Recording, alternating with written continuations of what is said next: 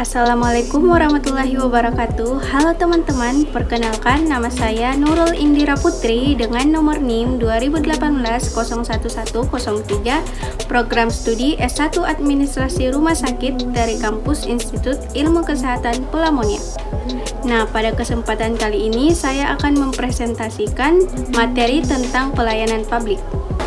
Pertama-tama, saya akan membacakan terlebih dahulu apa-apa saja submateri yang akan saya bahas, yaitu yang pertama pengertian dari pelayanan publik, yang kedua kelompok-kelompok pelayanan publik, yang ketiga jenis-jenis pelayanan publik, yang keempat tujuan dari pelayanan publik, yang kelima prinsip atau asas-asas pelayanan publik, dan yang keenam hak dan kewajiban pelayanan publik. Nah, yang pertama yang perlu kita ketahui adalah apa sih itu pengertian dari pelayanan publik? Menurut Undang-Undang Nomor 25 Tahun 2009 tentang Pelayanan Publik, dapat diuraikan bahwa pelayanan publik adalah kegiatan atau rangkaian kegiatan dalam rangka pemenuhan kebutuhan sesuai dengan peraturan perundang-undangan bagi setiap warga negara dan penduduk atas barang, jasa, dan pelayanan administratif yang disediakan oleh pelayanan publik. Sementara itu, menurut ketetapan Menteri Perdayagunaan Aparatur Negara Nomor 63/M-7/2003, pelayanan publik adalah segala kegiatan pelayanan yang dilaksanakan oleh penyelenggara pelayanan publik sebagai upaya pemenuhan kebutuhan. Jadi, dapat disimpulkan bahwa pelayanan publik adalah rangkaian kegiatan dalam rangka pemenuhan kebutuhan setiap warga negara atas barang, jasa, dan pelayanan administratif yang diselenggarakan oleh penyelenggara pelayanan publik tersebut. Nah, selanjutnya kita beralih ke materi selanjutnya, yaitu pelayanan publik ini dibagi atas 3 kelompok. Yang pertama, kelompok pelayanan administratif, yang kedua, kelompok pelayanan barang, dan yang ketiga, kelompok pelayanan jasa. Yang pertama yaitu kelompok pelayanan administratif, yang dimana pelayanan ini menghasilkan berbagai bentuk dokumen resmi yang dibutuhkan oleh publik. Contohnya seperti status kewarganegaraan, sertifikat kompetensi, kepemilikan terhadap suatu barang, dan sebagainya. Nah, yang kedua yaitu kelompok pelayanan jasa, di mana pelayanan ini menghasilkan berbagai bentuk atau jenis barang yang digunakan oleh publik.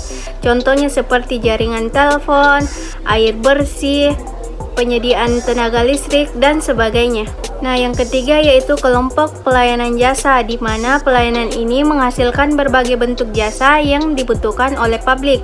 Contohnya seperti pendidikan, pemeliharaan, kesehatan, penyelenggara transportasi, dan sebagainya. Nah, selanjutnya di sini di mana berdasarkan organisasi yang menyelenggarakannya, pelayanan publik atau pelayanan umum ini dapat dibedakan menjadi 2, yaitu yang pertama pelayanan publik atau pelayanan umum yang diselenggarakan oleh organisasi privat, yang dimana semua penyedia barang atau jasa publik yang diselenggarakan oleh swasta.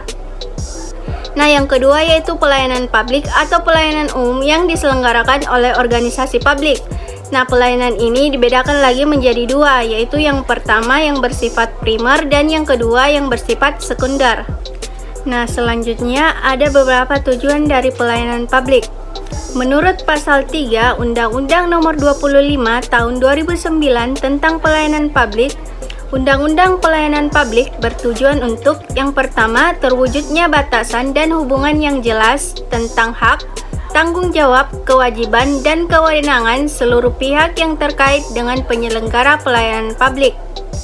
Yang kedua, terwujudnya sistem penyelenggara pelayanan publik yang layak sesuai dengan asas-asas umum pemerintahan dan koperasi yang baik. Yang ketiga, terpenuhinya penyelenggara pelayanan publik sesuai dengan peraturan perundang-undangan. Dan yang keempat, terwujudnya perlindungan dan kepastian hukum bagi masyarakat dalam penyelenggara pelayanan publik. Nah, selanjutnya ada juga beberapa prinsip atau asas-asas pelayanan publik berdasarkan pasal 4 Undang-Undang Nomor 25 Tahun 2009 tentang Pelayanan Publik. Yaitu yang pertama kepentingan umum. Jadi kepentingan umum di sini diartikan sebagai kepentingan semua aspek dalam bernegara, berbangsa, dan bermasyarakat dalam arti yang seluas-luasnya dan menyangkut hajat hidup masyarakat yang luas. Yang kedua yaitu kepastian hukum, di mana artinya di sini mewajibkan dalam hukum yang berlaku di suatu negara tidak boleh ada hukum yang bertentangan. Hukum yang saling bertentangan ini akan membuat hukum suatu negara menjadi tidak pasti. Yang ketiga yaitu persamaan hak, di mana artinya di sini tidak boleh ada yang saling membeda-bedakan, baik itu suku, ras, agama, gender maupun ekonomi. Yang keempat yaitu keseimbangan hak dan kewajiban, di mana di sini untuk mencapai keseimbangan hak dan kewajiban yaitu dengan mengetahui posisi kita. Sebagai warga negara, kita harus tahu hak dan kewajiban kita, laksanakan apa yang menjadi kewajiban kita, serta perjuangkan apa yang menjadi hak kita. Yang kelima yaitu keprofesionalan, artinya di sini dengan bekerja secara profesional, maka tentunya masyarakat yang dilayani akan merasakan kepuasan. Yang keenam yaitu partisipatif, di mana di sini maksudnya mendorong peran serta masyarakat dalam penyelenggaraan pelayanan publik dan memperhatikan serta menjawab aspirasi yang diharapkan dari masyarakat. Yang ketujuh yaitu persamaan perlakuan atau tidak diskriminatif, artinya di sini setiap warga negara berhak memperoleh perlakuan yang adil. 8. Keterbukaan, artinya tidak ada yang dirahasiakan, semua terbuka jelas, dapat diakses oleh semua pihak yang membutuhkan. Yang kesembilan yaitu akuntabilitas, artinya bertanggung jawab atas kesalahan-kesalahan yang terjadi. Yang ke-10 yaitu fasilitas dan perlakuan khusus bagi orang yang rentan, di mana di sini disediakan fasilitas khusus bagi orang yang berketerbatasan untuk mempermudah dalam melakukan aktivitas. 11. Ketepatan waktu, di mana dalam memberikan pelayanan harus tepat waktu sesuai dengan standar pelayanan. Dan yang ke-12 yaitu kecepatan, kemudahan, dan keterjangkauan, di mana dalam melakukan pelayanan harus dilakukan dengan cepat, mudah, dan terjangkau. Nah, materi selanjutnya yaitu hak dan kewajiban pelayanan publik. Yang pertama yaitu hak dalam pelayanan publik, diantaranya yang pertama, memberikan pelayanan tanpa dihambat pihak lain yang bukan tugasnya. Yang kedua, melakukan kerjasama. Yang ketiga, mempunyai anggaran pembiayaan penyelenggara pelayanan publik.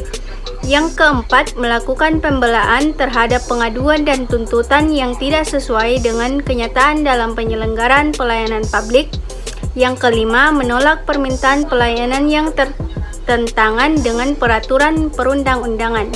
Nah, selanjutnya yang kedua yaitu ada beberapa kewajiban dalam penyelenggara pelayanan publik. Di antaranya yang pertama yaitu menyusun dan menetapkan standar pelayanan. Yang kedua, menyusun, menetapkan, dan mempublikasikan maklumat pelayanan. Yang ketiga, menetapkan pelaksanaan yang kompeten. Yang keempat, menyediakan sarana, prasarana, atau fasilitas pelayanan publik yang mendukung terciptanya iklim pelayanan yang memadai. Yang kelima, memberikan pelayanan yang berkualitas sesuai dengan asas pelayanan publik. Yang keenam, melaksanakan pelayanan dengan standar pelayanan. Yang ketujuh, berpartisipasi aktif dan memenuhi peraturan perundang-undangan yang terkait dengan penyelenggara pelayanan publik. Yang ke-8, memberikan pertanggungjawaban terhadap pelayanan yang diselenggarakan. Itulah tadi pemaparan materi dari saya. Mohon maaf apabila ada salah kata. Wassalamualaikum warahmatullahi wabarakatuh.